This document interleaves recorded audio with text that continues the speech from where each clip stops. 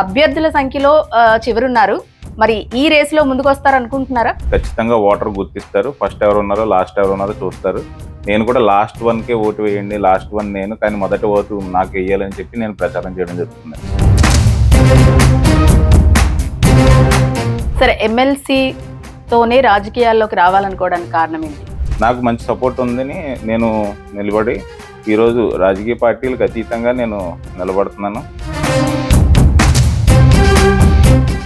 సరే, ఇండిపెండెంట్‌గా పోటీ చేస్తున్నారు. గెలిస్తే గనక వైసీపీకి సపోర్ట్ చేస్తారా మళ్ళీ మీరు? ప్రతిపక్షం ఏ పార్టీ అయితే ఆ పార్టీ అండి. ఇప్పుడు ప్రస్తుతం ప్రతిపక్షం వైసీపీ ఉంది. వైసీపీకి సపోర్ట్ చేయడం అంటే నా ఉద్దేశం ఏంటంటే, ఇప్పుడు ఏదైతే అన్నీ తెలిసిన మేధావులు మిమ్మల్ని ఎన్నుకోవాల్సి అవసరం ఉంటుంది. సో ఎలా వాళ్ళని మెప్పించబోతున్నారు? ఇక్కడ ఉన్నటువంటి ప్రధాన సమస్య ఎంప్లాయ్మెంట్. నేను ఆ ఎంప్లాయ్మెంట్ విషయంలో గత ప్రభుత్వం తీసుకొచ్చినటువంటి 75% ఏదైతే లోకల్ ఎంప్లాయ్మెంట్ ఇవ్వాలని యాక్ట్ తీసుకొచ్చిందో దాన్ని నేను ఇంప్లిమెంట్ చేసి చూపిస్తానని నేను ఒకటే ఎజెండా తీసుకున్నాను. అదే నేను పూర్తి చేస్తానని చెప్పేసి ఈ ఎమ్మెల్సీ ఎలక్షన్లో నేను పోటీ చేయడం జరుగుతుంది.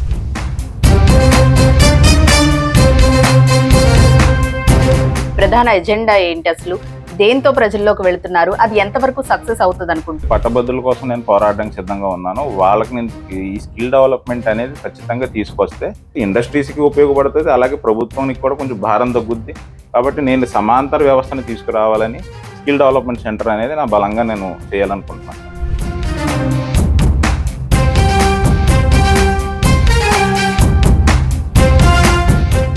నమస్తే, welcome to Suman TV. MLC ఎన్నికల సమయం దగ్గర పడుతోంది. మరికొద్ది రోజుల్లోనే పోలింగ్ ప్రారంభం కానుంది. అయితే ప్రస్తుతం అయితే 35 మంది అభ్యర్థులు బరిలో నిలబడ్డారు. ఈ 35 మందిలో చివరి సంఖ్య అయిన హసన్ షరీఫ్ గారు ప్రస్తుతం మనతో ఉన్నారు. ఆయనతో మాట్లాడదాం. సార్ నమస్తే అండి.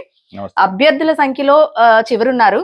మరి ఈ రేస్‌లో ముందుకొస్తారనుకుంటున్నారా? తప్పకుండా వస్తానండి. ఎందుకంటే చివరి వరుస అనేది నాకు లక్కీగా వచ్చింది. ఈ చివరి వరుస కోసం చాలా మంది డిమాండ్ కూడా చేశారు. అందరినీ లేదు, నాకు లక్కీగా వచ్చింది కాబట్టి నేను తీసుకుంటున్నాను అన్నాను. ఎందుకంటే ఫస్ట్ లాస్ట్ అనేది ఖచ్చితంగా ఓటర్ గుర్తిస్తారు. ఫస్ట్ ఎవరున్నారో, లాస్ట్ ఎవరున్నారో చూస్తారు. నేను కూడా లాస్ట్ వన్‌కే ఓటు వేయండి. లాస్ట్ వన్ నేను, కానీ మొదటి ఓటు నాకు వేయాలని చెప్పి నేను ప్రచారం చేయడం జరుగుతుందండి. సరే, ఎమ్మెల్సీతోనే రాజకీయాల్లోకి రావాలనుకోవడానికి కారణం ఏంటి? ఎమ్మెల్సీ అనేది పట్టభద్రులు గ్రాడ్యుయేట్స్ ఎవరైతే ఉన్నారో వాళ్ళు సామాన్య ప్రజల కన్నా కొంచెం ఎక్కువగా ముందుకుంటారండి, కొంచెం ఆలోచిస్తారు.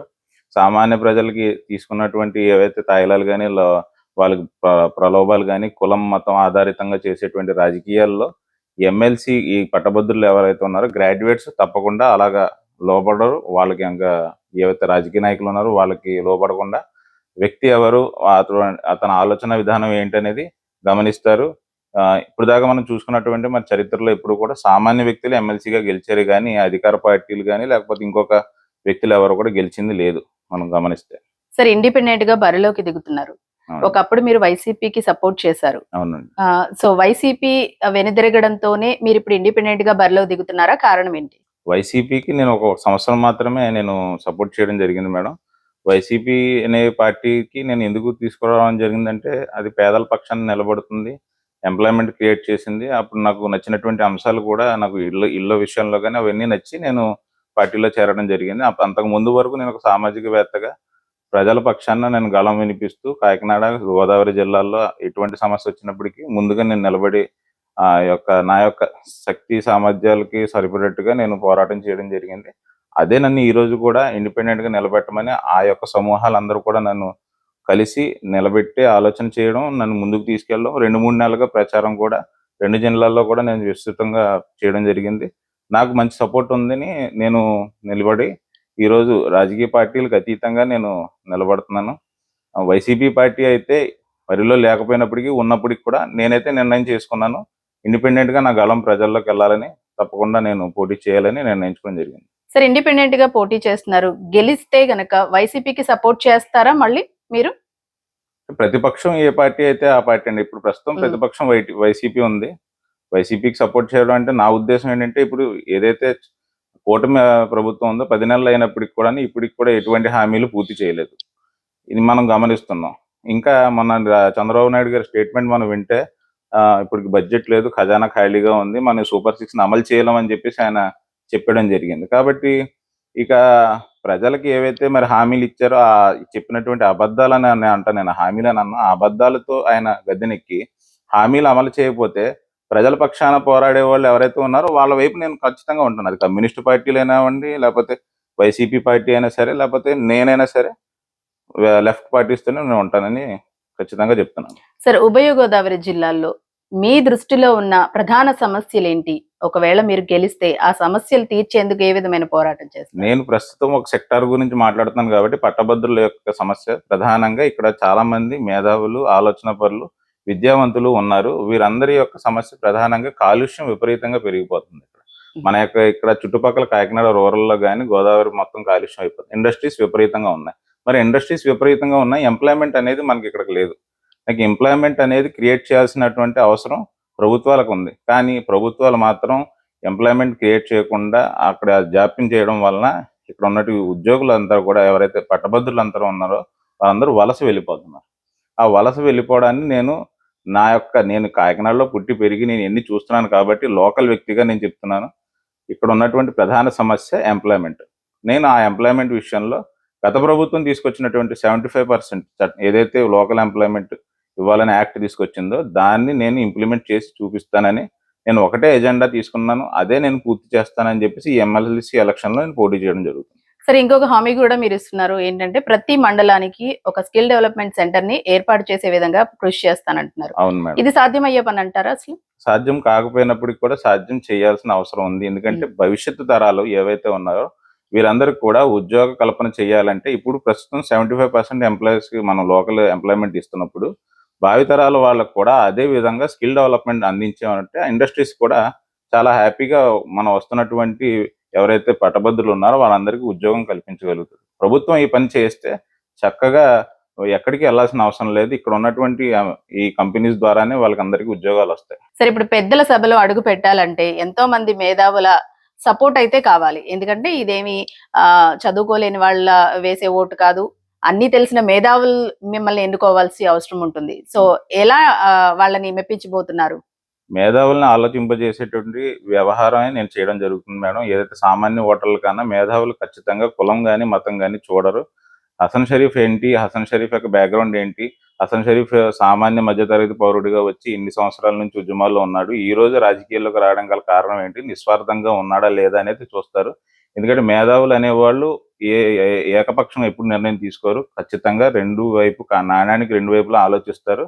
హసన్ షరీఫ్ని ఈ రోజు అలాగే చూశారు. ఒక ముస్లిం అభ్యర్థి అయినప్పటికీ కూడాను అనేక మంది ముస్లిమేతర సోదరులు అందరూ కూడా మేధావులు అందరూ కూడా ముందుకు వచ్చి నన్ను మద్దతు ఇవ్వడం కానీ మద్దతు తెలపడం కానీ, నాకు వాలంటీర్గా వ్యవస్థ అంటే నేను ఒక్క రూపాయి కూడా ఖర్చు పెట్టకుండానే వాలంటీర్గా వాళ్ళంతా వాళ్ళే పబ్లిసిటీ చేస్తూ ఓటర్స్ని అందరినీ కూడా జాగృత పరుస్తున్నారు. నేను చదువుకుంది కూడా బీటెక్ చేశాను, ఎంఏ పొలిటికల్ సైన్స్ చదివాను, లా చేస్తున్నాను, అలాగే డిప్లొమా చేశాను. 10th క్లాస్మేట్స్ ఉన్నారు. ఏవైతే ఈ సెక్టర్స్ ఉన్నారో వీళ్ళందరూ కూడా ఈ ఫ్రెండ్స్ అందరూ కూడా అందరూ ఈ 2 జిల్లాల్లో స్ప్రెడ్ అయి ఉన్నారు. వీళ్ళే మొత్తం నన్ను సపోర్ట్ చేస్తూ వీళ్ళే మౌత్ పబ్లిసిటీ చేయడం కానీ సోషల్ మీడియాలో ప్రభావం చేయడం కానీ జరుగుతుంది. వీళ్ళ అండతోనే నేను పోటీలో ఉన్నాను. సార్, గతంలో వైసీపీ పాలన మీరు చూశారు, ఇప్పుడు కూటమి పాలన చూస్తున్నారు. సో గతంలో ఏమైనా వైఫల్యాలు ఉన్నాయా? ఉంటే వాటిని మీరు ఇప్పుడు పెద్దల సభలో అడుగుపెట్టి రెక్టిఫై చేయగలరా? అలాగే ఇప్పుడు పాలనలో ఏమన్నా మీ పరిధిలోకి వచ్చిన సమస్యలు ఏమన్నా చూస్తున్నారా? కూటమి పాలన అయితే మేడం, నేను బీజేపీతో పొత్తు పెట్టుకున్నటువంటి కూటమి, పవన్ కళ్యాణ్తో పొత్తు పెట్టుకున్నటువంటి కూటమి గురించి మాట్లాడుతున్నాను. బీజేపీ ఎప్పుడైతే 2014లో అధికారంలోకి వచ్చినప్పుడు విభజిత ఆంధ్రప్రదేశ్ చాలా నష్టాల్లో ఉంది. మనందరం కూడా సఫర్ అయి ఉన్నాం. మరి అప్పుడు మనకి ప్రత్యేక హోదా అనేది చాలా పెద్ద డిమాండ్. ప్రత్యేక హోదా వస్తే చాలా వరకు మనకి ఇండస్ట్రీస్ వస్తాయనో లేకపోతే మనకి ట్యాక్స్ తగ్గుతుందని చెప్పేసి మనం డిమాండ్ చేసాం. కానీ అది సాధించలేకపోయారు. చంద్రబాబు నాయుడు గారు ఓడిపోయారు. మళ్ళీ 2024 వచ్చేసరికి కూటమితోనే, అంటే ఇప్పుడు జనసేన బీజేపీ కూటమిని పేరెట్టుకున్నారు, అప్పుడు పెట్టుకోలేదు అంతే. అప్పుడు అదే విధానంతో ఇప్పుడు కూడా అధికారంలోకి వచ్చి ఇప్పుడు కూడా బడ్జెట్లో కూటమి ప్రభుత్వం ఏమీ బడ్జెట్స్ తీసుకొచ్చింది లేదు. మన ఉత్తర భారతదేశం చూసుకుంటే ఒకసారి ఉత్తర భారతదేశంలో మనం ఎంత ట్యాక్స్ కడుతున్నామో దానికి 3 వాళ్ళకి ఇస్తున్నారు. మనకి ట్యాక్స్లో సగం రేటు కూడా మన ఆంధ్రప్రదేశ్కి రాలేదు. ప్రత్యేక హోదా రాకపోవడం పక్కనెట్టి మన డబ్బులు మనకి రావడం లేదు. అంటే ఇక్కడ సవతి ప్రేమ కనిపిస్తుంది. మీరు ఖచ్చితంగా దీన్ని పోరాడి చంద్రబాబు నాయుడు గారు కానీ కూటమిలో ఉన్నటువంటి నాయకులు కానీ పోరాడి ఆంధ్రప్రదేశ్కి ఏమైనా తీసుకురావాల్సిన అవసరం ఉంది. మరి ఈ బడ్జెట్లో ఏమీ చేయలేకపోయారు. మరి మన నెక్స్ట్ బడ్జెట్లో చేస్తారని నాకైతే నమ్మకం లేదు. మరి వైసీపీ ఇటువంటి పొత్తులేం పెట్టుకోలేదు. ఏదైతే నవరత్నాల హామీ ఇచ్చిందో ఆ నవరత్నాలు పూర్తి స్థాయిలో 90% వరకు ఇంప్లిమెంట్ చేయడం జరిగింది. పని చేసుకుంటూ ముందుకెళ్ళింది. కాకపోతే ఎక్కడైతే జగన్ కోటరీ ఉందో దాంట్లో వైఫల్యాలు మేము గమనించాం. అది మరి ప్రజలకి నచ్చలేదు, వ్యతిరేకించారు. కానీ మరి ఇప్పుడు జగన్ గారు నేరుగా మళ్ళీ ఏదైతే పాదయాత్ర చేశారో ఆ విధంగా ప్రజల్లోకి వస్తే తప్పకుండా మరి జగన్ గారిని ప్రజలు ఎన్నుకునే అవకాశం ఉంది. అప్పటి వైఫల్యాలు ఏంటి అనేది మీకు ఒక అవగాహన ఉండే ఉంటుంది. అంటే మనం ఎంత చేసినా సరే ఎక్కడో ఒక చోట చిన్న తప్పు చేస్తూనే ఉంటాం. చిన్న చిన్న వైఫల్యాలు కనిపిస్తూనే ఉంటాయి.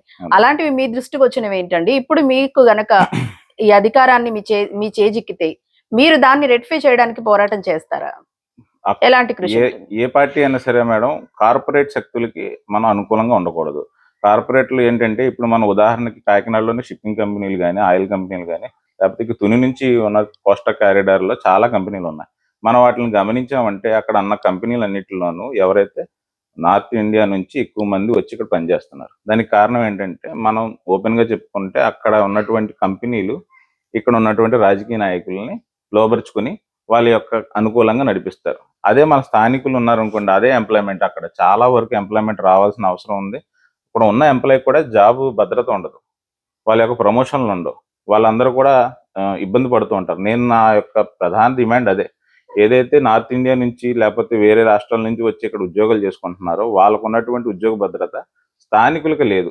అది మాత్రం ఏ పార్టీ అయినా సరే పూర్తి చేయలేదు. మరి దాన్ని నేను పూర్తిగా ఎండగడతానని ఈ యొక్క 75% ఎంప్లాయ్మెంట్ని తీసుకొచ్చి వాళ్ళకి ఉద్యోగ భద్రత ఇస్తానని చెప్పేసి ఈ సందర్భంగా నేను పోటీ చేసి గెలిచిన వెంటనే ఇవే అమలు చేస్తాను.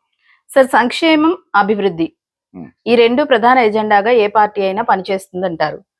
సో ఇప్పుడు మీకు అధికారం వస్తే సంక్షేమం వైపు అడుగులేస్తారా, అభివృద్ధి వైపు అడుగులేస్తారా? రెండు సమాంతరంగా చూసుకుంటారా? రెండు ఎప్పుడు సమానంగా ఉండాలి మేడం. ఎందుకంటే బలహీన పక్షాలకి ఖచ్చితంగా మనం సంక్షేమం ఇవ్వాలి. అలాగే అభివృద్ధి జరుగుతూ ఉంటేనే ఆటోమేటిక్ గా సంక్షేమం కూడా చేయగలుగుతాం. ఒక ఏకపక్షంగా చేయడం వలన కుంటి పడుతుంది. ఏదైనా పారదర్శకత లోపం వస్తుంది, గవర్నెన్స్ లోపం వస్తుంది. ఇవన్నీ కూడా ఇబ్బంది పడతాయి. ఎవరైనా సరే పరిపాలన చేయాలంటే ఇబ్బంది పడాల్సిన అవసరం లేకుండా రెండు బ్యాలెన్స్ చేయాల్సిన అవసరం ఉందండి. సార్, ఫైనల్ గా ఒకటి చెప్పండి. అంటే మీరిచ్చే సంక్షేమ పథకాలు కానివ్వండి, లేదంటే మీ ప్రధాన ఎజెండా ఏంటి, అసలు దేంతో ప్రజల్లోకి వెళుతున్నారు, అది ఎంతవరకు సక్సెస్ అవుతుంది అనుకుంటున్నారు? ఎందుకంటే నేను ఆల్రెడీ మిమ్మల్ని అడిగాను, మండలానికి ఒక స్కిల్ డెవలప్మెంట్ సెంటర్ ని మీరు ఏర్పాటు చేస్తానన్నప్పటికీ గతంలో జరిగిన వైఫల్యాన్ని మనం చూసుకోవచ్చు, స్కిల్ డెవలప్మెంట్ లో ఏం జరిగాయి అనేది. సో అవన్నీ దృష్టిలో పెట్టుకుని వాటిని బేరీజ్ వేసుకుని మీరు ఏ విధంగా ముందుకు వెళ్తారు? ఖచ్చితంగా అండి. సంక్షేమం అనే విషయంలోకి వచ్చేసరికి పట్టభద్రులు ఎవరు కూడా ఆత్మాభిమానంతో స్వయం శక్తితో ఎదగాలనే చూస్తారు.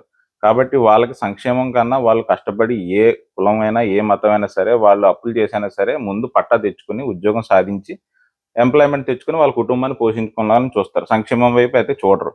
కాబట్టి నేను ఈ సెక్టర్ ఏదైతే పట్టభద్రుల కోసం నేను పోరాడడానికి సిద్ధంగా ఉన్నానో వాళ్ళకి నేను ఈ స్కిల్ డెవలప్మెంట్ అనేది ఖచ్చితంగా తీసుకొస్తే ఎవరైతే బలహీన పక్షాలు ఉన్నాయో, ఎవరైతే కొంచెం వెనకబడి ఉంటారో టెక్నికల్ నాలెడ్జ్లో, వాళ్ళకి ప్రాక్టికల్గా ఇండస్ట్రీలో అవకాశాలు దొరకాలి అంటే స్కిల్ డెవలప్మెంట్ సెంటర్ అనేది ఖచ్చితంగా కావాలండి. అది పూర్తి స్థాయిలో మండలానికి ఒకటి, లేకపోతే ఇంకా తప్పదంటే 26 జిల్లాల్లో జిల్లాకు ఒకటైనా సరే ఏర్పాటు చేసి 10వ తరగతి నుంచే వాళ్ళకి కెరియర్ గైడెన్స్ని నేర్పించి వాళ్ళు 10 తర్వాత అసలు ఎటు వెళ్ళాలి, ఇంజనీరింగ్ డాక్టర్ తప్పించి మనం పెద్దగా ఏమీ అవగాహన లేదు.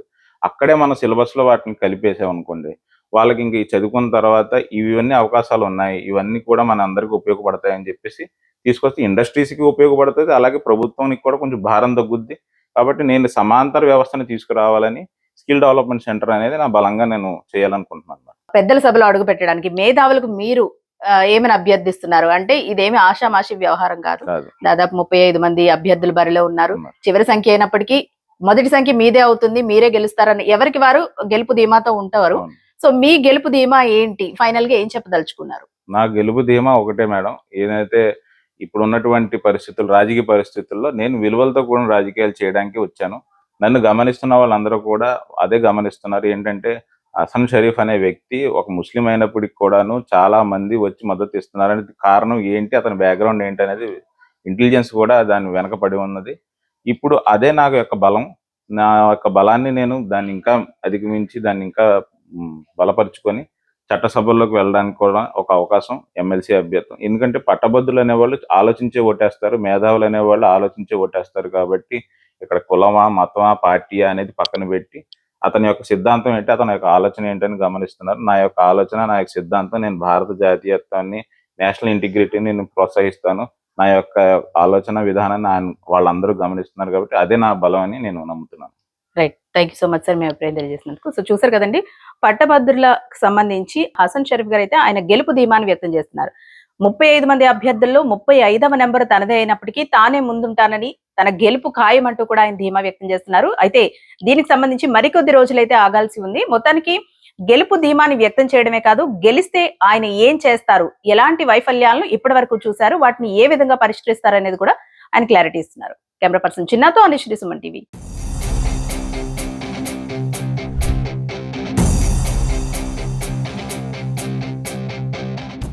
అభ్యర్థుల సంఖ్యలో చివరున్నారు. మరి ఈ రేస్ లో ముందుకు వస్తారు అనుకుంటున్నారా? ఖచ్చితంగా ఓటర్ గుర్తిస్తారు. ఫస్ట్ ఎవరు ఉన్నారో, లాస్ట్ ఎవరు ఉన్నారో చూస్తారు. నేను కూడా లాస్ట్ 1కే ఓటు వేయండి, లాస్ట్ 1 నేను, కానీ మొదటి ఓటు నాకు వేయాలని చెప్పి నేను ప్రచారం చేయడం జరుగుతుంది. సరే, ఎమ్మెల్సీతోనే రాజకీయాల్లోకి రావాలనుకోవడానికి కారణం ఏంటి? నాకు మంచి సపోర్ట్ ఉందని నేను నిలబడి ఈరోజు రాజకీయ పార్టీలకు అతీతంగా నేను నిలబడుతున్నాను. సరే, ఇండిపెండెంట్ గా పోటీ చేస్తున్నారు. గెలిస్తే గనక వైసీపీకి సపోర్ట్ చేస్తారా మళ్ళీ మీరు? ప్రతిపక్షం ఏ పార్టీ అయితే ఆ పార్టీ అండి. ఇప్పుడు ప్రస్తుతం ప్రతిపక్షం వైసీపీ ఉంది. వైసీపీకి సపోర్ట్ చేయడం అంటే నా ఉద్దేశం ఏంటంటే, ఇప్పుడు ఏదైతే అన్ని తెలిసిన మేధావులు మిమ్మల్ని ఎన్నుకోవాల్సి అవసరం ఉంటుంది. సో ఎలా వాళ్ళని మెప్పించబోతున్నారు? ఇక్కడ ఉన్నటువంటి ప్రధాన సమస్య ఎంప్లాయ్మెంట్. నేను ఆ ఎంప్లాయ్మెంట్ విషయంలో గత ప్రభుత్వం తీసుకొచ్చినటువంటి 75% ఏదైతే లోకల్ ఎంప్లాయ్మెంట్ ఇవ్వాలని యాక్ట్ తీసుకొచ్చిందో దాన్ని నేను ఇంప్లిమెంట్ చేసి చూపిస్తానని నేను ఒకటే ఎజెండా తీసుకున్నాను. అదే నేను పూర్తి చేస్తానని చెప్పేసి ఈ ఎమ్మెల్సీ ఎలక్షన్లో నేను పోటీ చేయడం జరుగుతుంది.